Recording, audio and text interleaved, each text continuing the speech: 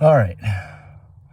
Again, I'm not a professional, but I'm going to add this little thing to the G35 that I've been 6-speed swapping. I've had other projects, so that's why this thing's taking so long. But this little guy goes right in here like that. You need to get him out. So I just got done drilling, and these are my tools that I've used. Chisel, big hammer, that guy, and my cat's paw. So that being said, this guy came out fairly easy, I guess. I mean, not easy, but you know, mechanics easy. That hole is wrong, apparently, so I have to drill the hole like somewhere like, I don't know, probably right here.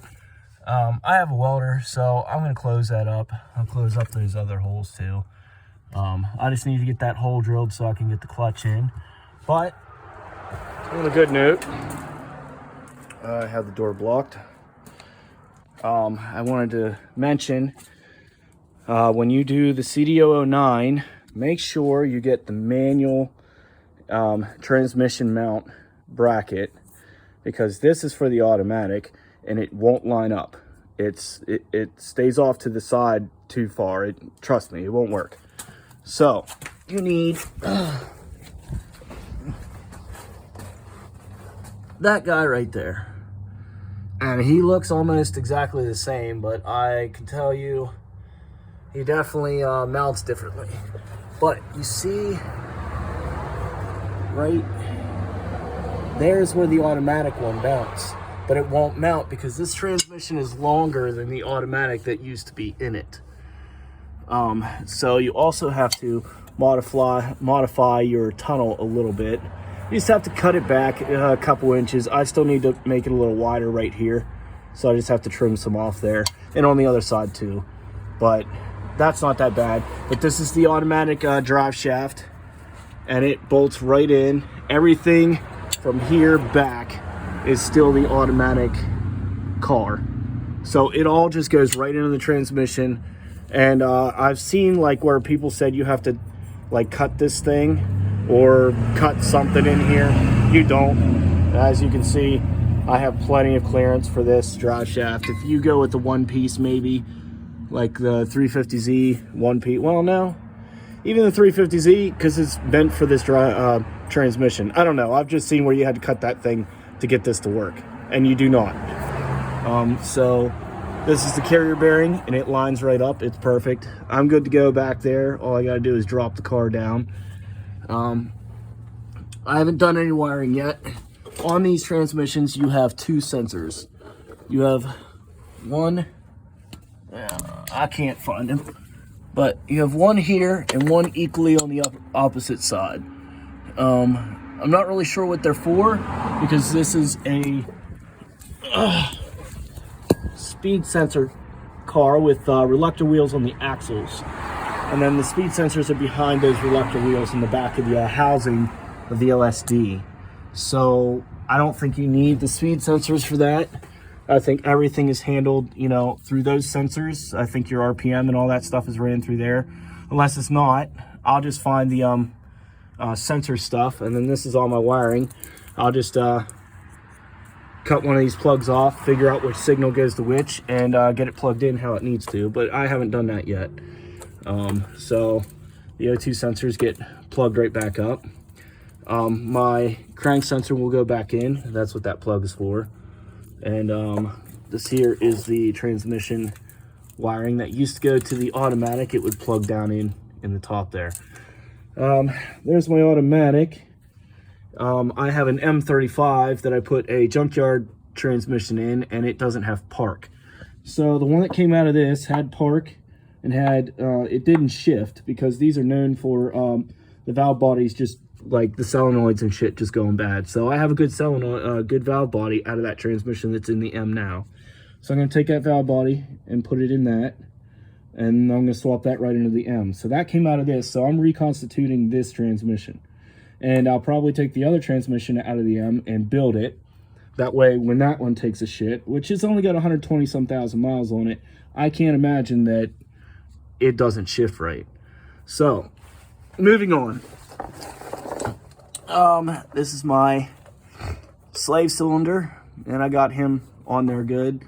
And then I saw in the junkyard they had one exactly like this. It was a manual G, I guess from the factory or whatever, but this is how they had it. And mine, being an automatic, still has this bracket. So I guess they use the same body for the manual as they do the automatic in some parts of it.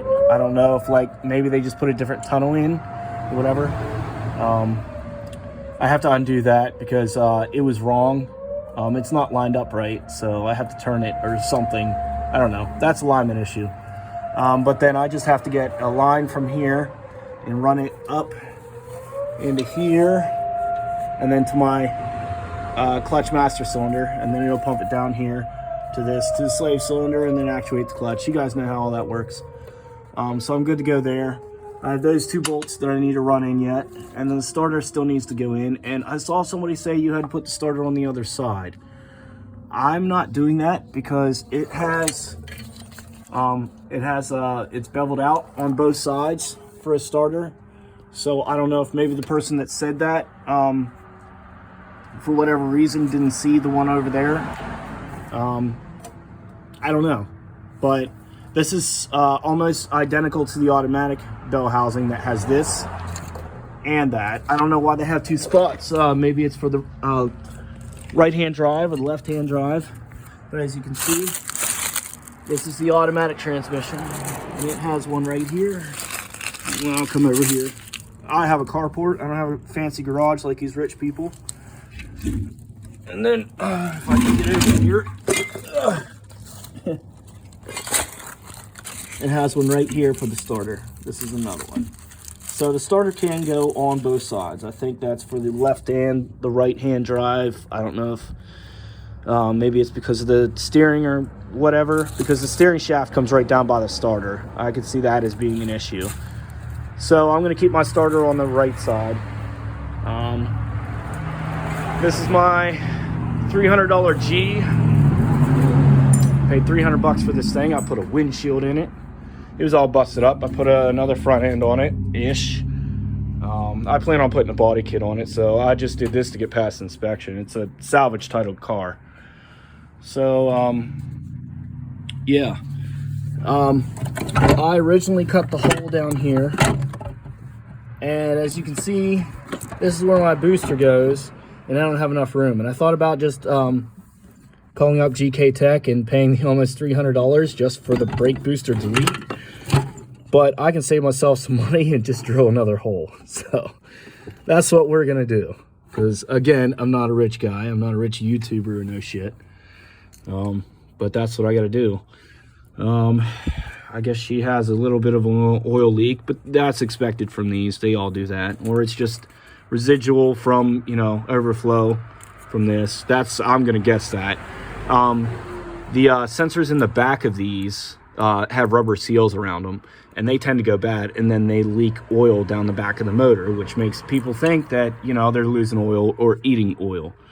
I have an M35 that has 348,000 miles on it, and it does not eat oil. It doesn't blow blue smoke or nothing, but it had the same issue. It was leaking oil down the back of the motor, and I replaced those sensors, and it's fine. The sensors were bad anyhow. The car kept stalling and shutting off randomly. I'd be driving and all of a sudden it would just shut off, but that's those sensors if that does that. And then you have the crank sensor down there. If it goes bad, it'll do the same thing. It'll just randomly shut off. But yeah, I'll hook up my intake and put all this shit back together, and you won't even be able to tell that it was 6-speed swapped. But then you come in here and you have to take all this stuff out if you even want to think about having any room to do this in here. This is the hardest part of this, actually.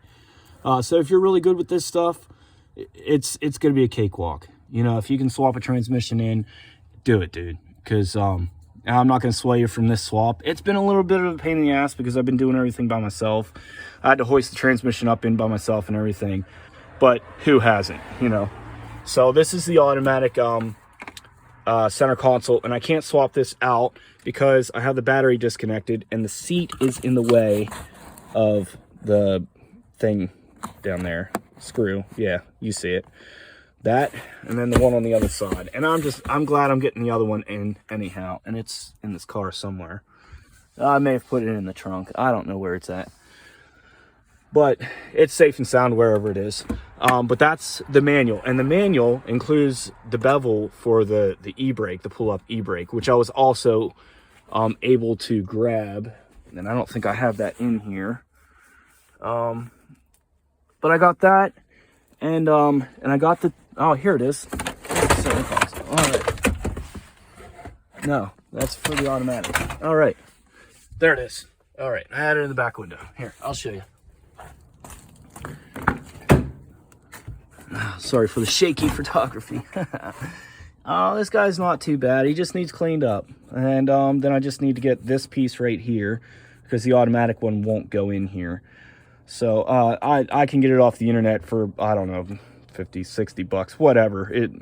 It's minuscule. So I'll get this. And this is what I was talking about for the e-brake. And then I have the e-brake handle right here, which is really all you need. You need this and then this short cable right here. You can actually leave your factory 2 cables in the car. See, I got these from the junkyard, but these are the exact same as what's already in here. I was trying to get these out, but it's not necessary. I've been spraying that for a couple days because they are galled in there, so they're not working real right. But once you get that guy off of there and then get that cable out, then you can hook up your e-brake just like normal. So that problem's solved too.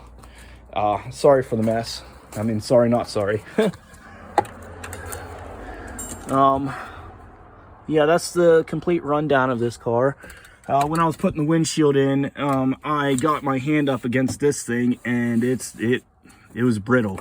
So I need to get one of these too. And apparently that's a common issue because I've seen a lot of people pulling these out of these cars. So every time I go to a junkyard looking for this, I can't find it. So I guess I'm gonna have to buy it brand new off the internet, whatever. And then I try to get a glove box, which in the junkyard is not as easy to do. This piece I might just, this piece I might just glue him down. I don't know. I don't really care. Like I said, I paid 300 bucks for the car. It's just a project. So, here's what I was talking about. I still have to cut this out to allow this to come up further. He's kind of pinched right now. As you can see, it's, well, I don't know if you can see that. It's kind of lifting it up right there. See?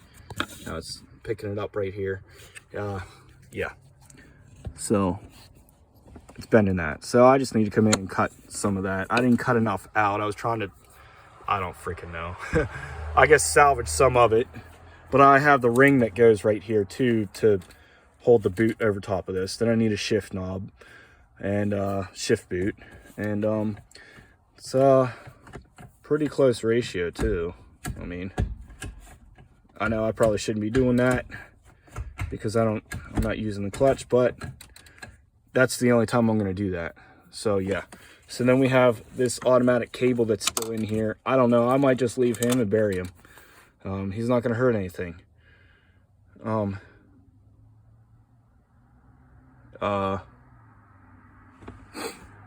That is, there's a penny there. All right. I'm going to leave him too. Lucky penny, I guess. So I'll get her all cleaned up and you won't even be able to tell that it was 6-speed swapped. And then eventually, because of Collins performance, I will be able to get a adapter for a VK56, and that's to be continued. Thanks.